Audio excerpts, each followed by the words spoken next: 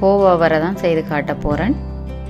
பார்த்திங்கன்னா இந்த இலையை நான் கழுவிட்டு அந்த நடுவில் உள்ள அந்த காம்பை வெட்டி எடுத்துருக்கிறேன். வெட்டி 4-5 சேர்த்து எடுத்துட்டு அப்படியே சுருட்டிட்டு இதை நல்ல மெல்லிஸாக அரிய போகிறேன். அந்த வெட்டினதை முள்ளுக்கு வச்சு அப்படியே அரிஞ்சிங்கண்டா அது ஃபுல்லாகவே அரிபட்டுரும்படிவா மெல்லிஸாக அரிஞ்சிங்கண்டா. எவ்வளோ மெல்லிஸாக அரியிறீங்களோ அவ்வளோ டேஸ்ட்டாக இருக்கும் கோவா வரை. இப்போ அதை அரிஞ்சிட்டு நடுவாளையும் வெட்டி கொஞ்சம் நீளமாக இல்லாமல் வெட்டி விட்டுருக்குறேன். பாருங்க, வெட்டி முடிஞ்சது.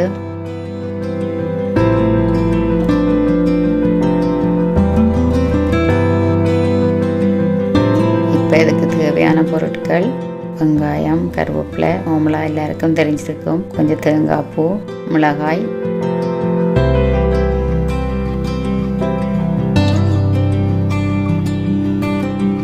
தாளிக்கிறதுக்கு ஒரு தாச்சியில் நான் கடுகு, உளுந்து, வெங்காயம், கருவேப்பிலை, மிளகாய், ஓமலா நாங்கள் தாளிக்க எதெல்லாம் போடுறாங்களோ அதை தான் போட்டிருக்கிறேன்.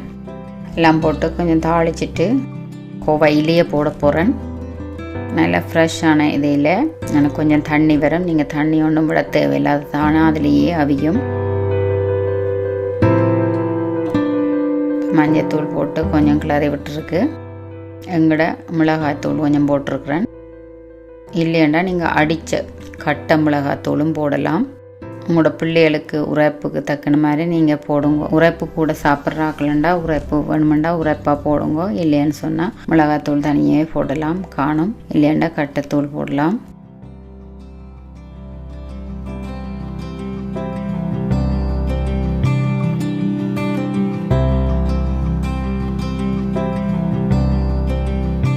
பார்த்திங்கன்னா ஒரு 3-4 நிமிஷத்தில் கோவா வரை ரெடி ஆகிட்டு.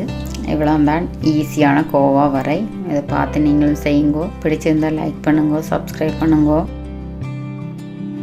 நன்றி, வணக்கம்.